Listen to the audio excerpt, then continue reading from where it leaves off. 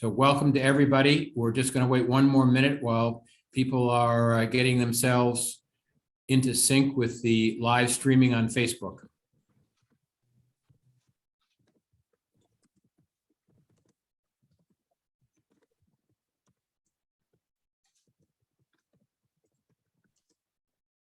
So welcome everyone to the 9P minus research project webinar. We're thrilled to have all of you out there who are live streaming this on Facebook or joining us via other means. Thank you for joining us, and thank you for being interested in this important research project for the 9P minus community. Our first sort of item is to do some introductions. And so I'll introduce myself first. My name is Sessions Cole. I'm a physician at Washington University School of Medicine, where the research project is based.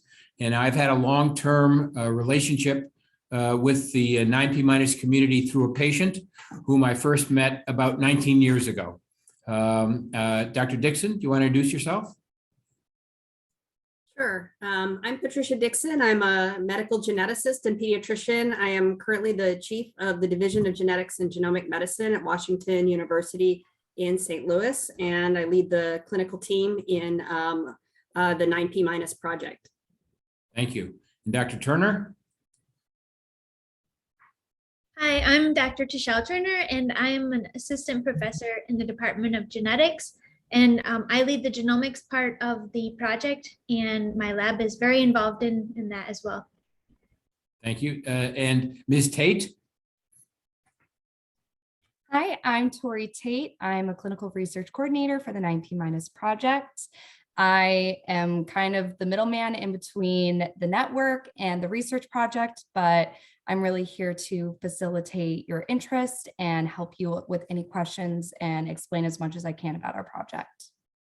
Great. And Ms. Dixon, I'm sure you don't need any introduction to this audience, but would you say a word? Sure. I'm Sierra Dixon, and I'm the Chromosome 9P minus research coordinator. So I'm the one who gets to work with this lovely team you have in front of you and kind of relay information back to the network and its members. Great. So Dr. Dixon is going to provide just a brief sort of summary of the goals of our research project here about for the 9P minus community. Absolutely. Do we want to introduce Lucinda? Oh, I'm sorry, I missed Lucinda. Oh my goodness, that's a gross oversight. Thank you, Dr. Dixon. Lucinda, please introduce yourself. I apologize profusely. No problem. My name is Lucinda Fulton, and I'm the assistant director at GTAC at MGI, and I help with the DNA sequencing portion of the project and administrative support. I'm happy to be here this evening. But even more importantly, Lucinda is the mother of Lydia, who starts medical school, actually her master's program and then medical school this August. So we're very happy, all very happy about that. Yes. Okay, Dr. Dixon, take it away. Thank you. Yeah, so yeah, it's just really a terrific place to be able to work in collaboration with the MGI, which stands for the McDonald Genome Institute, which was one of the first, the beginning part of the Human Genome Project was, the inception of the Human Genome Project took place, and one of the locations was the McDonald Genome Institute, which is part of Washington University in St. Louis. And there's been quite a lot of investment in the McDonald Genome Institute of very, very recent, so that it is really doing state-of-the-art work. So Lucinda has been part of all of this since either the beginning or very close to it. And so she has a great deal of experience. And so this is a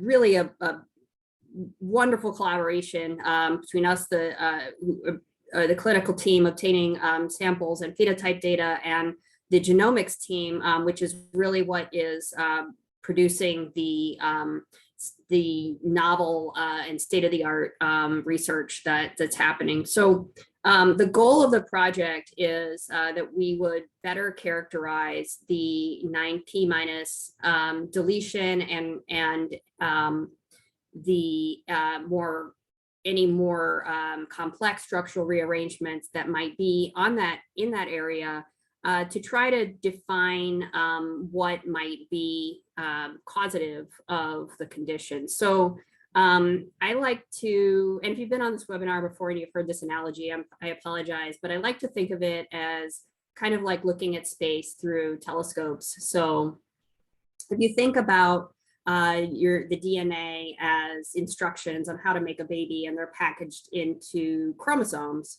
And when we looked at chromosomes 20 years ago, and you might have seen these, we had these chromosomes with little bands that you could see under the microscope. And each one of those bands is about 30 to 50 genes.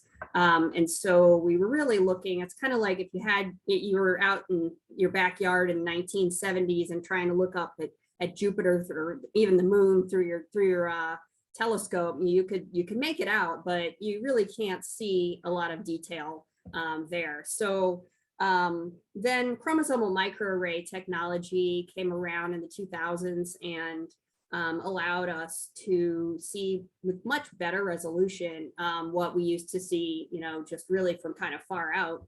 And that allowed us to get more precision in what these deletion breakpoints might be, but it doesn't tell us what exact DNA base pair is, where that cut is, or any more complex structural rearrangements that might be too small or too difficult for the microarray technology to make out. So, along comes sequencing, and the technology has been around for a while, but the technology to really use it for what we call structural variation, where instead of just reading what the sequences are to try to find where breakpoints are, has taken a little bit of time to get to put to use. And so we can apply that, and I won't steal Dr. Turner's thunder too much, but we can apply that to 9p minus and in genomic sequencing, and then even a variety of other techniques to try to really resolve what those breakpoints are. So why do we want to do that? What's the purpose? You can get a lot of information out of a microarray, and for some people, the microarray study, which is the chromosomal microarray, is probably how most of your family members were identified. And that gives you most of the information and what the genes are, but we're finding that some people have more complex changes, or we do learn a little bit more information by doing sequencing.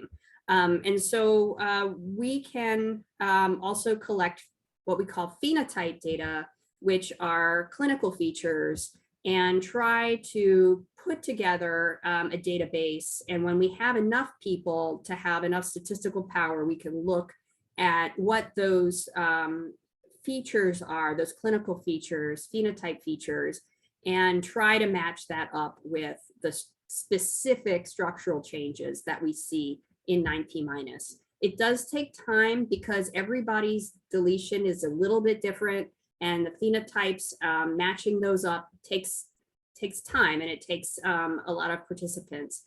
And so we have been really fortunate and very grateful for all the participation that we've gotten so far. And we're hoping that we can continue to recruit some more participants that will help us get more data.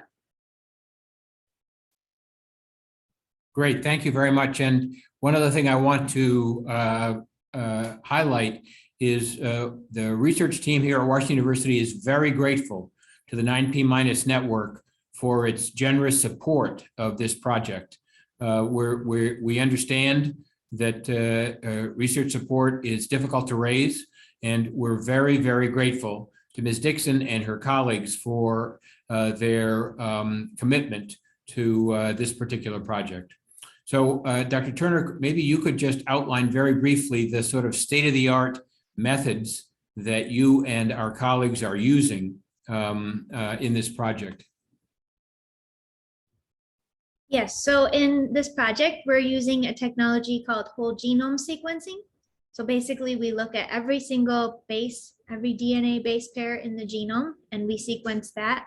And from this information, we can get those kind of complex events that Dr. Dixon was talking about.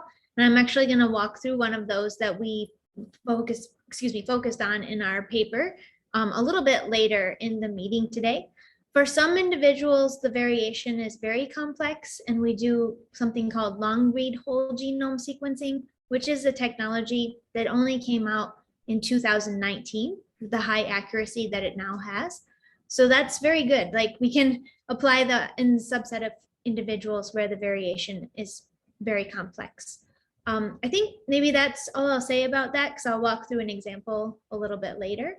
I'll leave it at that. Great. And I think the other part of this project, in addition to the state-of-the-art gene code sequencing or gene code deciphering that Dr. Turner described, is also that we are establishing cell lines, that is to say, cells from individual participants, so that we can eventually use those cell lines to try to discover the impact of the deleted genes in the cells from individual affected patients. So genotype-phenotype correlation and establishment of these cell lines, which provide a continuous source of cells from individual participants in our study who send us blood samples.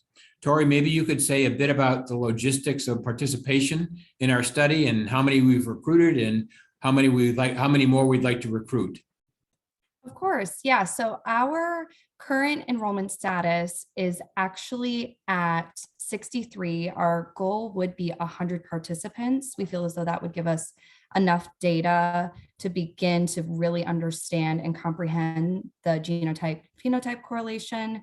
And the logistics kind of depends on each family, on their location and the age of the child.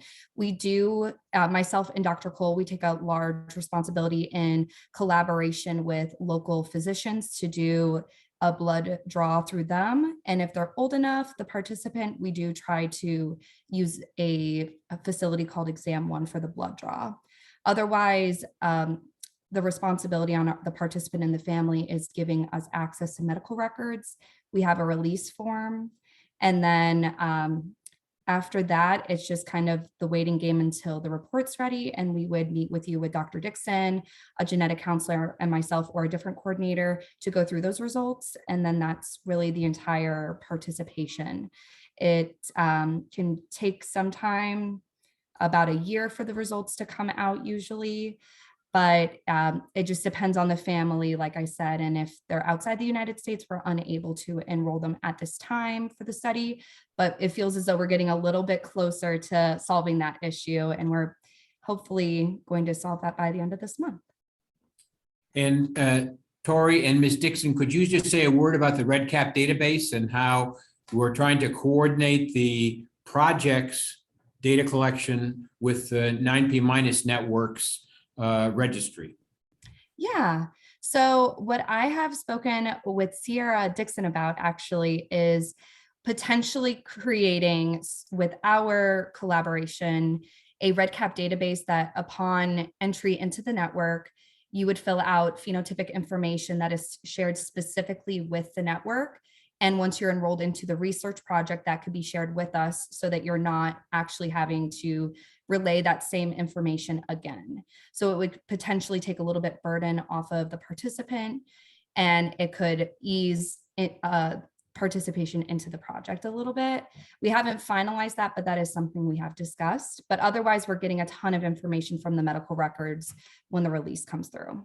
Great. And Ms. Dixon, can you say a comment just briefly about the board's attitude toward or opinion about this REDCap database sharing? Absolutely. Yes, we are really extremely excited about this opportunity that we're getting access to this REDCap database that Washington University is using. I think it will be nice for us to start gaining more information about our members and understanding 9P- in general. And then it'll be really nice for our members who do want to participate in the study not to have to fill out the surveys twice. So we think we're saving our families time, because we all know time is limited. So yes, we're excited. Great. Great. I guess, Tashelle, do you want to say a word? Do you want to go ahead and give an overview of your paper, and then we can take questions from the 9P minus families about the project? Dr. Turner has recently published results from preliminary initial results from our project that I think the 9P minus community would be interested in. Yes, and I have some slides this evening. So this is a paper that we recently published in the journal Human Genetics and Genomics Advances.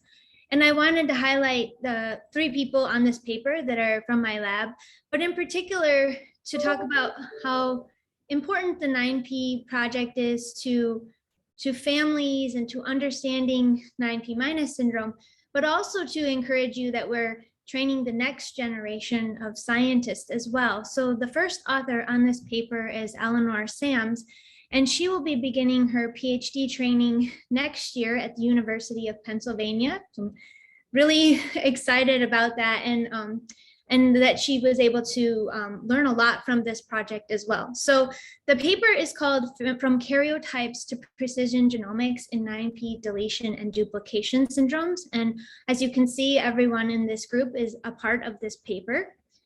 And what we did in this paper was 4 main things. And the first was to characterize the chromosome 9P network cohort.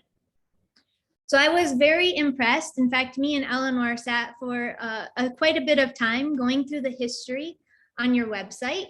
And I just want to thank you all for documenting your network so well. It's been incredible to see how it has evolved from 1984, starting with 1 family until now, where you have greater than 800 families.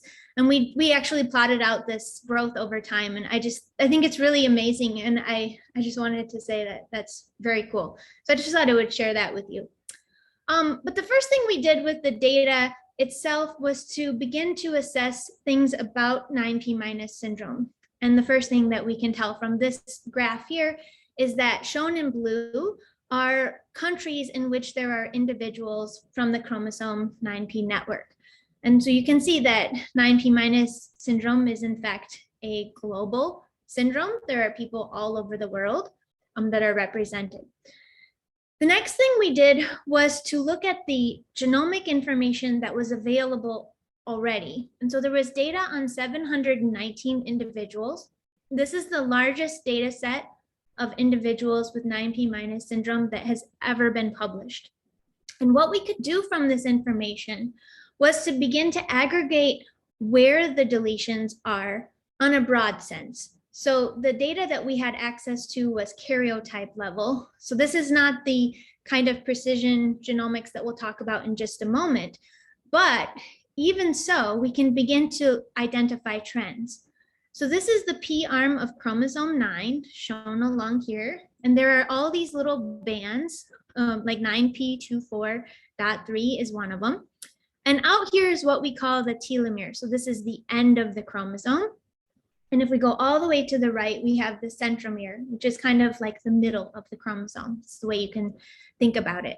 And so we began to count how many of the deletions occurred in each of these regions. And what we saw was that the majority of them actually occur on this 9P24, which indicates that probably several individuals have deletions in this area. And the next highest was in 9P22, and that indicates that many people probably have deletions that are a little bit larger like this. But interestingly, there were very few individuals who had deletions near the centromere. So from this, we could begin to get a sense of what is happening in 9P minus.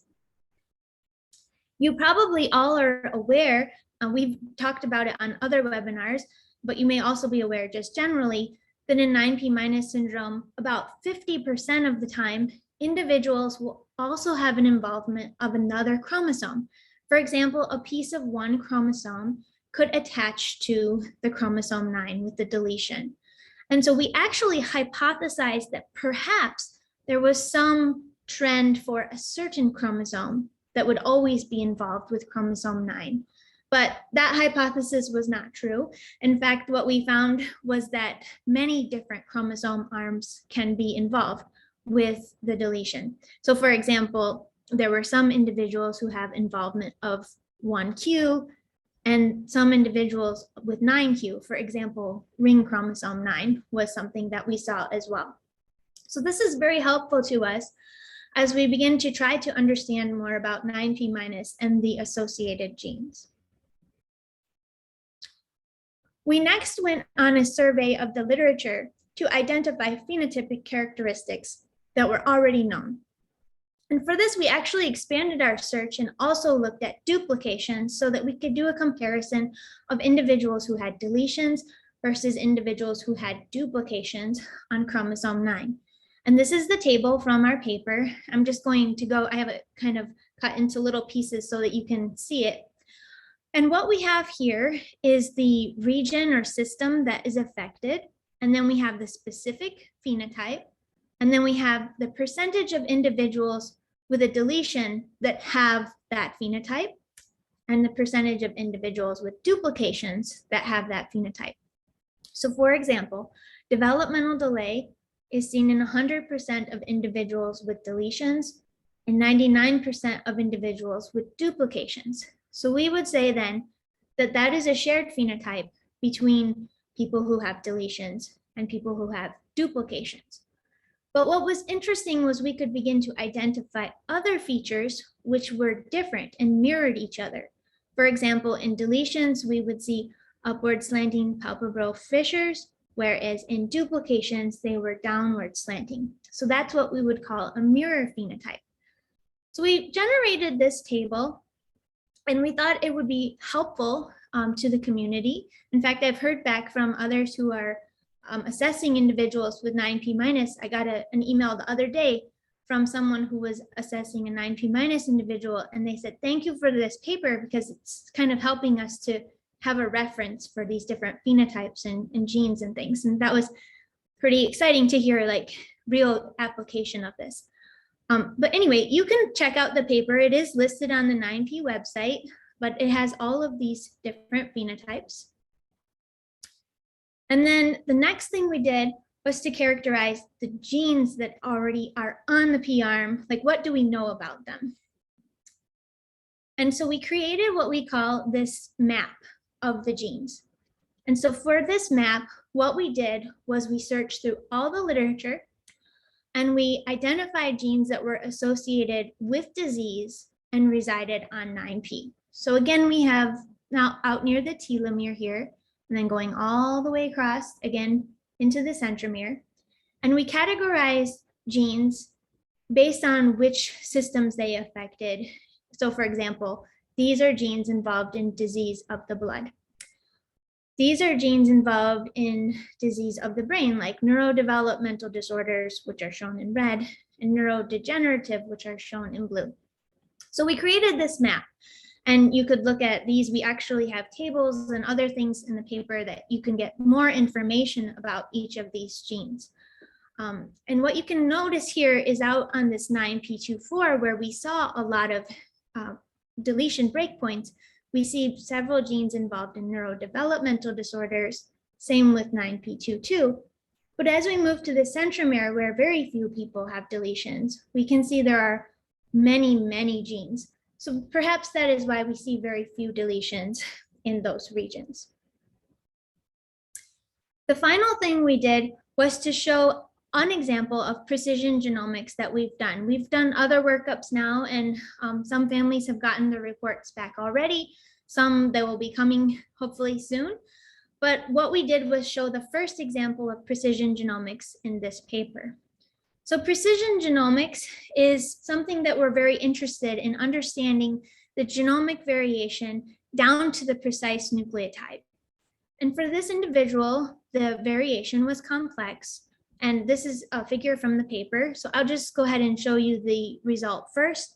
So this individual has a chromosome 14 that has attached to a chromosome 9 with a small deletion, a diploid segment which means it's in copy number of 2, where one piece is moved to the X chromosome, a larger deletion, a mosaic duplication, which means it's not in all cells, and then the remainder of chromosome 9 is diploid at the copy number of 2. Now, this is only resolvable with the technologies that we're doing in our current study. So we can use information about the read depth. So that's just one way we can look at it. This is just the kind of plots that we will generate to identify deletions, duplications. We can zoom in closer to the regions that are more difficult to solve, and we can actually use advanced techniques like long read sequencing, which we've done for some individuals in this study, to identify exactly what is happening in those regions. So I think this is very exciting because it's showing us how we can now use advanced technologies to understand cases of 9P that we've never been able to understand before. And this will be very important as we go back, as Dr. Dixon was mentioning, as we go back and try to do the gene phenotype correlations, that we actually know exactly what the variation is. And then at the end, you'll see in the supplement of the paper, again, this paper is open access, it's online, anyone can access it. You'll see an example of a report, which is like the reports that you will be getting back from Dr. Dixon later, or you may have already gotten them for some of you. But this is just an example of what it will look like. You have the schematic of variation, table of breakpoints and genes involved. And then, you know, Dr. Dixon can talk more, but I think she does more beyond that, but this is the part that my lab prepares. So I wanted to end by introducing you to the 9P team in my lab, because we come to these calls and it's kind of the more senior people who come on the calls. But currently the team working on 9P in the lab is Eleanor Sam. She's actually finishing up this summer in the lab. Jeffrey Ng is one of our bioinformaticians on the project. Costandan Valley is a new technician working at the bench. Tidelope Akinwe is also working at the bench, and so is Laura Metz. So it's very exciting. I want to thank everyone who has helped to fund this project. It's been funded by lots of individuals, partly to my lab and also to the McDonald Genome Institute, and of course, all of our collaborators for which this project would not be possible. So I guess I'll stop there and take any questions. I'll stop sharing the slides.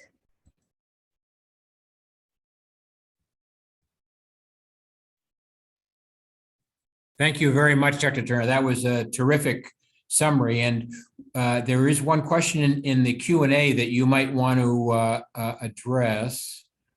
And we are anxious to take questions from the 9P- community, either about the results and goals, the results of Dr. Turner's paper or work, or about the goals of the project, or about strategies that we could help accelerate participation of other members of the 9P- community. Please put your questions in the Q&A, and we would be happy to address those questions. So I will take the first question. It was, is this frequency karyotype data chart showing interstitial deletions or the occurrence of the breakpoint of terminal deletions? So it's actually both. So we combined both. Whatever we had information on, we put them in the counts. So yeah, it's both. And Dr. Turner, do you have any preliminary ideas about specific genes that might be of importance to the 9P- community that your work has begun to highlight? Yes, so one that we have talked about quite a bit. So every analysis we've done, because we were focusing on the paper tonight, so I didn't show any new data, but the newer data indicates that the most deleted gene in patients is RFX3, which is a gene that's deleted in about 80% of patients. We have a lot of work on the functional side, right? Everybody on our side of the call here knows that we're trying to establish links on this gene to see if there is some phenotypic information there, because we do know information about the gene, that it's related in specific processes that could be related to like infection and things like that. So we are actually pursuing that through multiple leads right now. There are a couple other genes that come up just below that, and we have yet to really dive into those genes in detail. But certainly the first set of data is yielding very important insights, which many people will be following up. Tori, can you address the question, the third question in the Q&A there?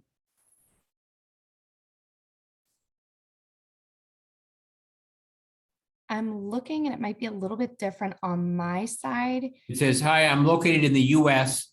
I tried to join this study, but the website to join was difficult for me to navigate. I'm not computer savvy. Is there anyone to help me navigate this? And of course, yes, thank you for explaining that to me, Dr. Cole.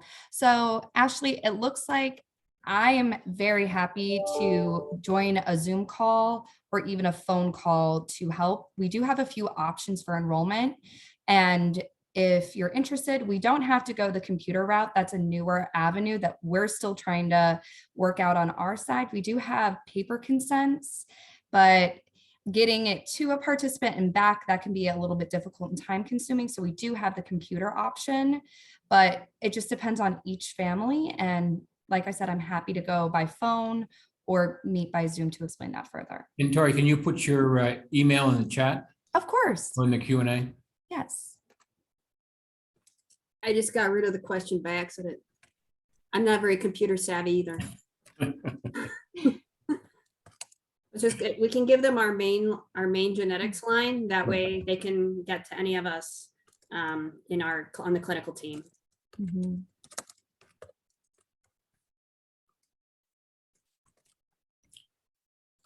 So we're very anxious to try to get to 100 participants in this research study. We're a little over halfway there. We would very much appreciate participation, or at least questions about participation. We will try to do our best to solve problems that arise for individuals who want to participate, but have all kinds of different, we've already developed some skill sets in problem solving around blood drawing and other strategies, other issues that come up in terms of participation. This research project does require informed consent on the part of the individual participant or a parent or a legal guardian. It does involve drawing blood, and so we do need to help people figure out how best to do this, how best to get blood drawn in a way that's safe, for the participant, and yet can be accomplished reasonably efficiently for the study. There is a question, Tori, about Canadian resident or citizen participation. And again, do you want to just repeat what you said earlier about we're working on that now? Yes. So with our institution at Washington University, we have some limitations currently with enrolling individuals outside the United States. This has kind of been an issue from the beginning of the study when we actually used to meet people in person at the conference, and it was a little bit easier to enroll and get samples at the same time. And we feel as though we're getting close to resolving this issue of wanting to get people from outside the US. So we have our institution, we have tons of resources, and Dr. Cole and I actually had a meeting earlier this week, or it was Friday, and we feel as though we're very close to finding the answer to getting people from outside the United States to be able to enroll into our study. It is important for participants in other countries to understand that there are slightly different rules in different countries about participation in research. And we want you to participate, but we also want to be compliant with the rules that govern research participation in your country. And so to be able to do that, we are working hard to try to develop a strategy which would optimize your possibilities of participation, maintain research compliance with all the sort of expectations of your individual country, and be sure that we minimize the administrative burden on whoever is your family members or affected individuals, geneticist or physician or genetic counselor or other provider. So trying to harmonize all those goals is something that we're working on quite actively right now.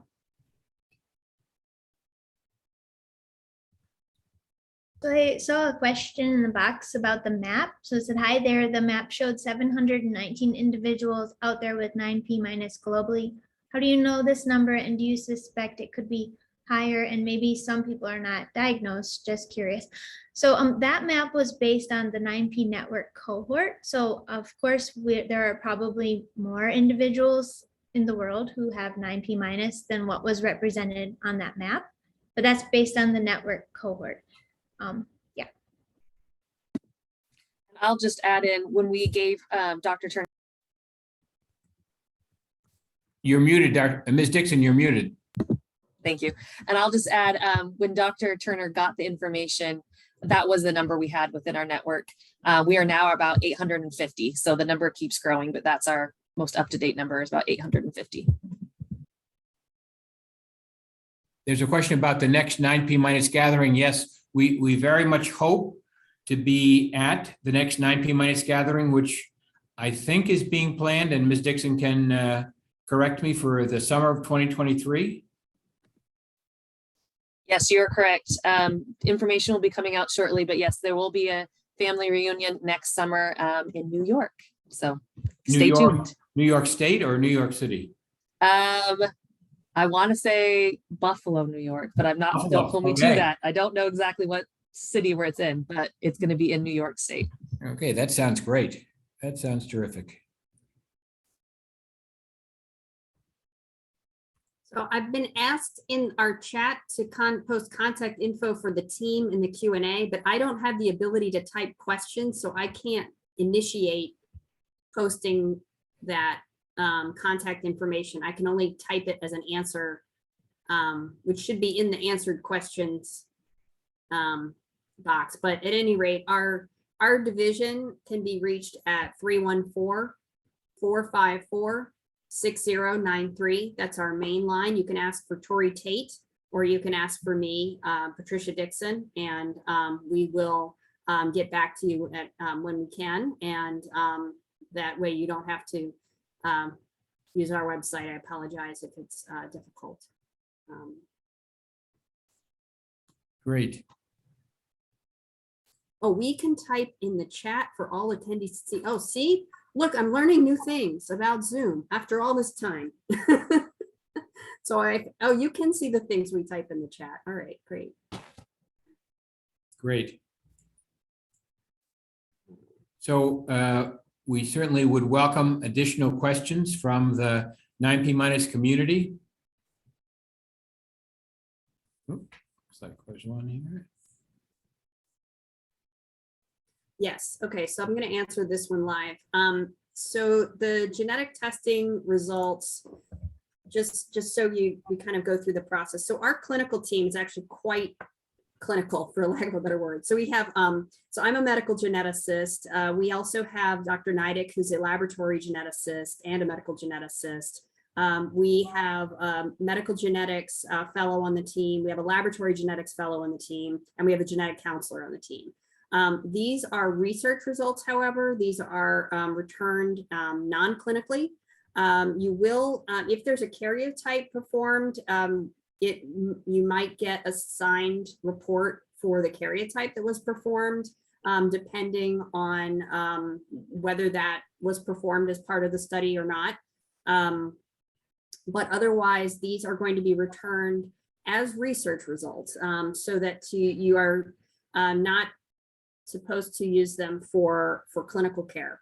The way that we do our return of results, we will usually schedule a Zoom.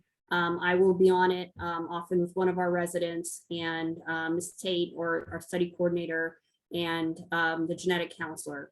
There'll be a kind of a walkthrough of what what chromosomes are, just depending on your level of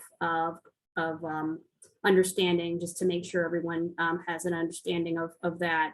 And then kind of walking through the results, things that we knew from the medical records, things that we discovered in the study, comparing the differences, and then the report sample that Dr. Turner showed you. You'll get a report like that, and then there will also be another document with genes and descriptions of phenotypes. We will only put in that description genes for which there is what we call an OMIM phenotype, which means that there is a known genetic condition that has been described as in association with that gene that is listed in OMIM. There are other genes that will be in the deletion that you would probably be able to find research papers about.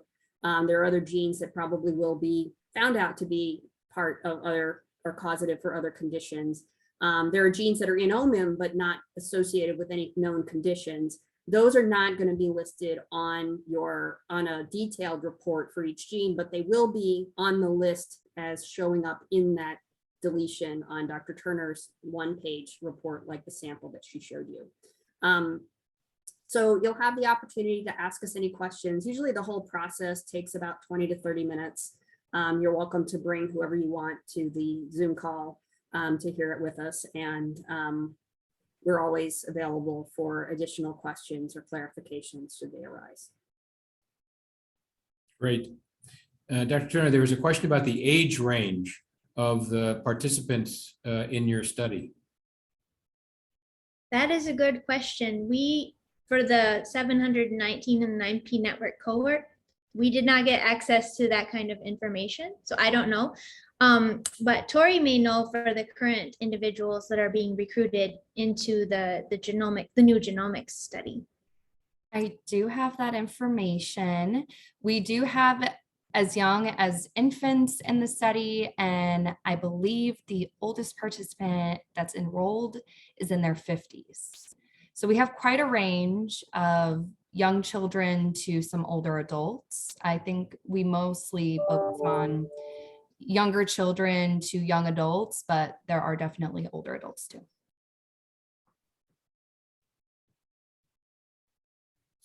So there's a question about CANC1 and JAK2. Any additional research on elevated platelets? So CANC1 and JAK2, and then elevated platelets, apparently for some of the affected individuals. Dr. Dixon or Dr. Turner, any ideas about that one? So, I mean, those are genes that are on our reports and that we do encounter from time to time. We are still in the phase of collecting phenotype data. We certainly, I don't have any research to add on that, but we would definitely welcome any inquiries and observations that might guide us toward new research we should be thinking about. And are you familiar with any platelet issues associated with specific deletions? We've not looked at that specifically, but we are collecting data on hematological parameters. Great. Yeah, I just wanted to add that right after RFX3 in our listing of the relative importance of genes, KANK1 is the second gene. So it's kind of interesting that that was brought up. But JAK2 hasn't come up in the top set just yet, but perhaps with more samples it will. I don't know. But KANK1 has come up. It's an interesting gene for several reasons. So definitely on our radar. Great. Ms. Dixon, any additional comments or suggestions about things that you think would help the 9P minus community even be more enthusiastic about this study? One thing I would say is participation is free, where they're not asking for anything. They're just asking for a little bit of your time to, fill out some paperwork, sign some documents, and then get the blood sample. So they're devoting a lot of their time and talents and energy to help our family members, our children, our loved ones. So if you're able or interested or just curious, reach out to us and we'll answer any questions. It's not too much. And if it takes a few months to do one part of the study, and then a few months later, fill out the next part, they're very patient in working with you. So you don't have to do it all in a day or a week. Honestly, it might take a few weeks to get everything completed. So Great. And Dr. Turner, there's a question in the Q&A about the cancer-associated genes. Yes, so those are genes that have been shown to have a higher predisposition towards certain cancers based on the literature. So we put a table in the supplement, which actually details like where that information comes from. So you could check that out if any of those genes are of interest. I have to say, from what I've looked at, most people, if I go back to it and look at it, most people do not have deletions over most of those genes. So I think that's pretty rare for 9P minus syndrome. But yeah, so we basically did it on a literature search. Great. And it's probably not what you're talking about, but sometimes if you look up chromosomal deletions and you see cancers, that they really mean what's called somatic mutations, which is very, very common in cancer cells. And it doesn't mean that the deletion is in all of the cells. It's not a chromosome 9P minus syndrome. It's that the deletion is in the cancer cells. So sometimes if you were to look up, chromosome 9P in cancer, you might be seeing things that don't have to do with 9P minus syndrome.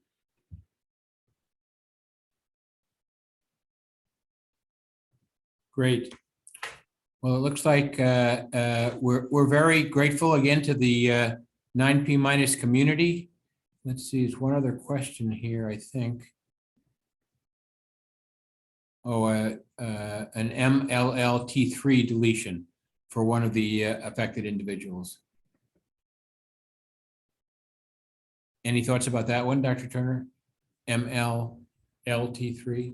Yeah, that seems to be in the table. I would have to, on the figure, I would have to go back and look at the table to see what the association was. I don't readily know what that association was off the top of my head, but we could certainly go back and look at that. And also, if you're enrolled in the study, when Dr. Dixon gets the report back, it's possible that will be something that she can go over with you, hopefully, right?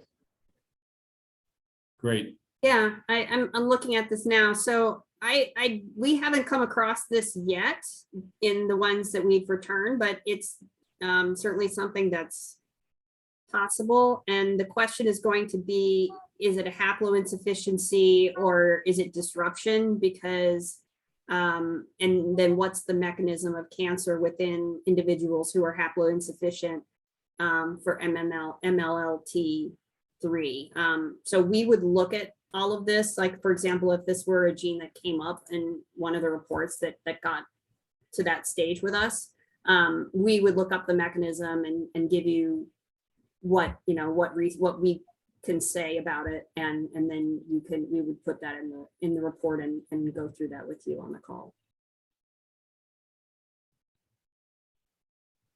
Great. Well, we're grateful to the 9P minus community and the 9P minus network for your continued interest in our research study. Please contact us if you have questions or you are interested in participating. We are definitely still recruiting, and we're anxious to include as many of the 9P minus community as possible. One other question that just came up is, are there other 9P minus research studies? I would defer to Dr. Turner and Dr. Dixon, but I'm not aware of a lot of studies that are as focused on 9P minus as this one is. Yeah, I would say that's true. We're working with some other groups in other universities, and they've like provided us with letters of support for them to be able to collect 9P for us to study, because they know this is the center. Washington University is the center for 9P minus syndrome. So I think we're just making people aware, like, if you would like to send your patients our way, we would be happy to enroll them in our study, because we are pretty much right now, I think, the main group in the world focused on 9P.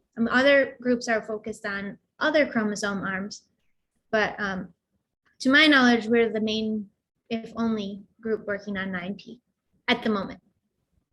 But Dr. Dixon, of course, please, if I've missed anything, let me know. Yeah, as far as I know, and as Dr. Turner alluded to, we're very highly collaborative, and so we have been contacted by other researchers and are working with them. So I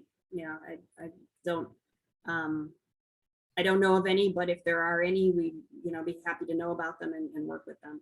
Yeah, there's a note in the chat about a South American group. We have a dialogue now with an investigator in a group in Brazil, who has a number of 9P minus patients who are being followed at I don't remember the institution, maybe Dr. Dixon, Dr. Turner does, but and we're actively discussing collaboration with that individual. But again, that the collaboration has to be compliant with the Brazilian laws and rules and regulations. We do have a Spanish-speaking geneticist in Dr. Dixon's group who can definitely help with explanations for Hispanic-speaking potential Hispanic-speaking participants. So, and Portuguese. We have Brazil, Ecuador, and Colombia covered in our group. that's great.